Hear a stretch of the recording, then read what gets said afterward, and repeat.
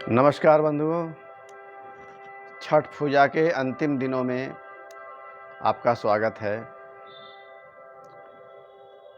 प्रकृति पूजा के सबसे महत्वपूर्ण पर्व पर आप सभी लोगों को ढेर सारी बधाइयाँ। बस ध्यान रखने की बात यह है कि हम सिर्फ नाटक में न रह जाएं, सिर्फ अभिनय में न रह जाएं। किसी भी पूजा में, किसी भी आयोजन में या जिंदगी के सम्यक आचरण में,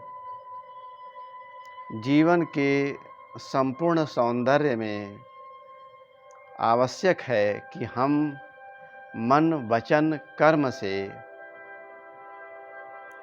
मन वचन कर्म का संतुलन बना के चलें, उनका आपस में मेल बना के चलें। मन तो हमारा बहुत कुछ चाहता है, या यूं कहें कि मन में तरह तरह के ख्यालात रहते हैं। वचन कुछ और बोलता है, मन में कुछ और, वाणी में कुछ और कर्म जो है इन सबसे अलग कुछ और रहता है।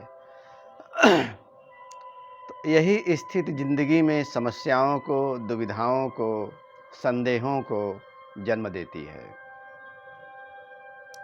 तो अगर हम स्वस्थ संतुलित जीवन चाहते हैं तो मन वचन और कर्म का योग होना चाहिए। इन्हीं बातों के साथ एक छोटी सी कविता आप गौर फरमाइए। मैंने जब जब पूछा इतिहास, मैंने जब जब पूछा इतिहास, पेड़ पौधों, जंगलों, पहाड़ों, नदी, पोखरों, कुओं, नालों से। मैंने जब जब पूछा इतिहास, पेड़ों, पौधों, जंगलों, पहाड़ों, नदी, पोखर, कुओं, नालों से,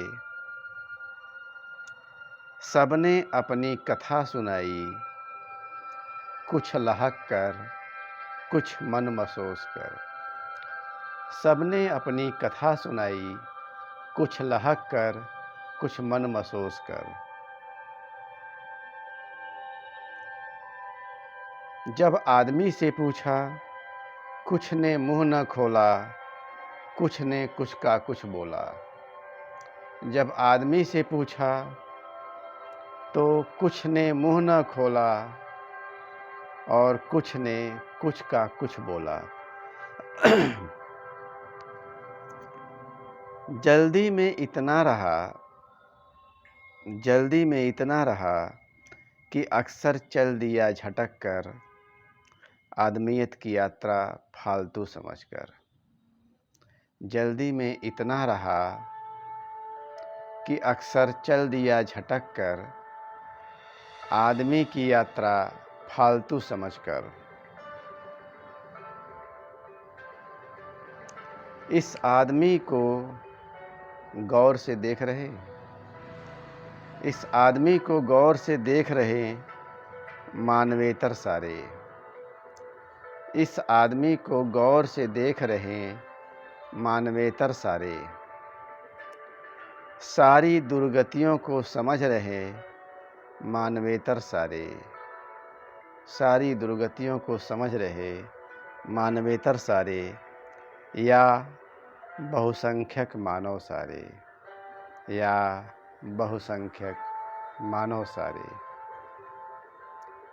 धन्यवाद, नमस्कार, फिर मिलेंगे। शुभ दोपहरिया।